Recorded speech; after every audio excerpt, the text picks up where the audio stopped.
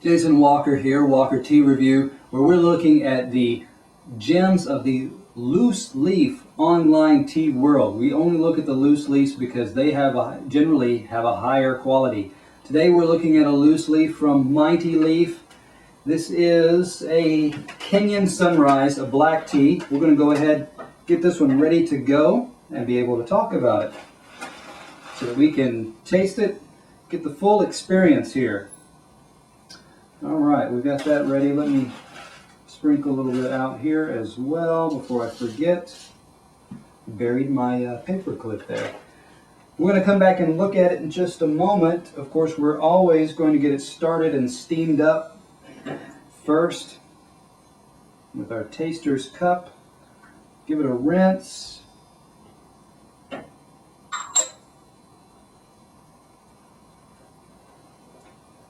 There we go. Okay. Now, since it's a black tea, we want extremely warm water, and I mean close to boiling, 200 to 212-ish. Okay, we've got that. We're going to steep it for a while, and we'll set that aside so that we can do that. Let's have a moment now and look at our packaging here from MightyLeaf so that we can talk about what we have in front of us. This is MightyLeaf's KenyanSunrise 4-ounce package. Like this one runs for $8.95. It comes with a very useful measuring spoon included in your package.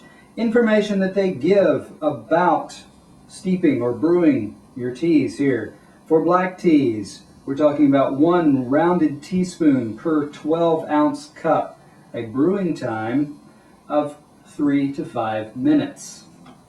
Okay, so we're going to set that aside. We're going to talk a little bit now about our dry leaf so that we can look and see what we have here.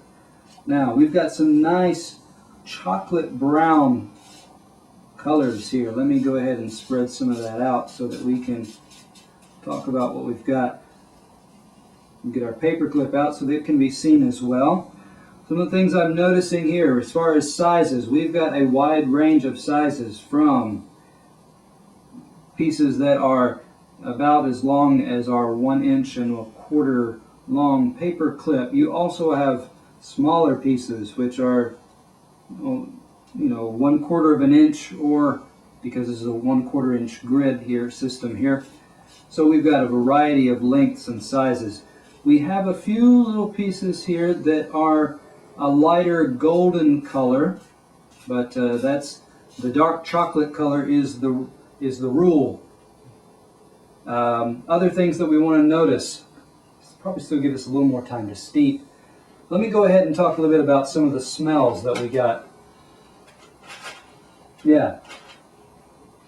How should I say? If I were to take like a box of Lipton tea bags and smell, I get a smell that I associate with the tannin smells in that black tea. This one is much gentler, softer, closer to a caramelized sugar. You might note a very faint chocolatey note to it as well. Some of you may even go over more towards a kind of a tobacco-y type smell, but most of it is that caramelized sugar.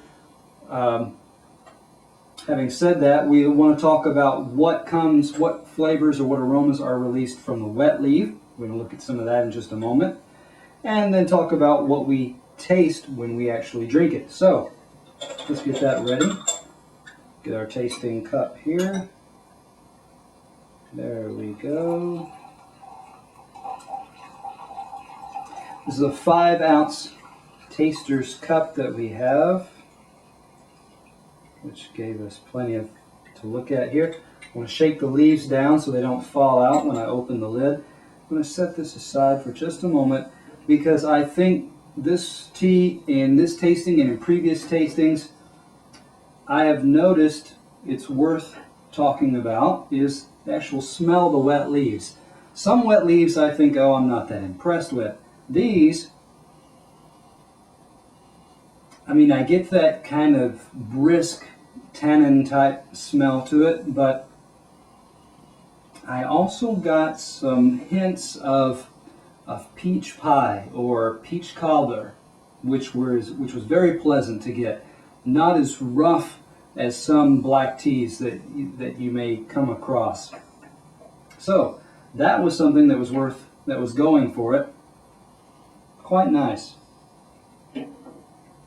Now we want to move over, talk a little bit about what kind of smells actually carry across into our cup. Do we get the chocolate? Do we get the peach pie type? So things that we want to notice before we do that, I've almost forgotten. Let's talk a little bit about the color. We'll get ready to show the colors that we have here.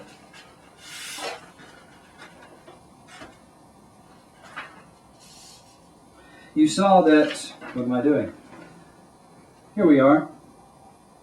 Our colors here are a nice deep rust, kind of rust or amber. With the light traveling through it, this looks very inviting, very clean and clear looking as well.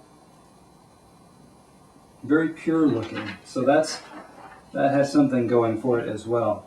Okay, so let's go now. Let's talk about what the part that we want to look at is the aromas and the taste, the body, how filling, how well does it fill the mouth, and what kind of aftertaste do we get as we finish the tea, as we swallow. Are there flavors that seem to linger in our mouth, or aromas that seem to linger? Still quite warm. I'm going to, what you also notice is I'm going to suck in the tea so that I can bring in more air, draw in flavors that are released by the air.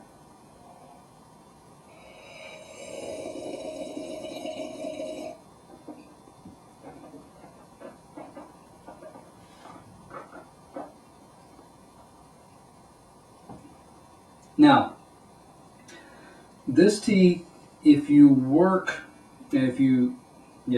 really hard, you get some of that peachy taste in the aftertaste. As far as in the mouth and in the body, the briskness, the astringency, it's not extremely astringent. It's not as astringent as some of the others. This one's actually, as far as black teas go, this one's fairly gentle, fairly soft. But you are not going to get a strong fruit note throughout. So you will get it on the back in the aftertaste. The briskness fills your mouth as you hold it in your mouth. So you do have what I would say is a gentler black tea that does have a mild flavor note. Looking here at my notes, yes, not as puckery as I would say a bagged black tea would be. Anything else I want to notice? No. Overall, talking about our leaf quality, which was what we would expect of a decent black tea. Our transfer to the cup, we did have some aromas that were released. It steeped nicely, carried over into our cup. We did have that briskness. We did have some astringency that we would expect from black teas, and yet it was not rough or coarse. And it did allow some of that those fruit notes to carry through into the aftertaste. Having said all that, I would like to have seen a little bit more balance as far as briskness, astringency, and that fruit note, peach note. So overall 86. Given the amount of tea that we're getting for such a good value of about $9, this tea gets an 86 and is welcome to a place at our table again, or place in our cup again. I'm Jason Walker. This is MightyLeaf's Kenyan Sunrise here at Walker Tea Review.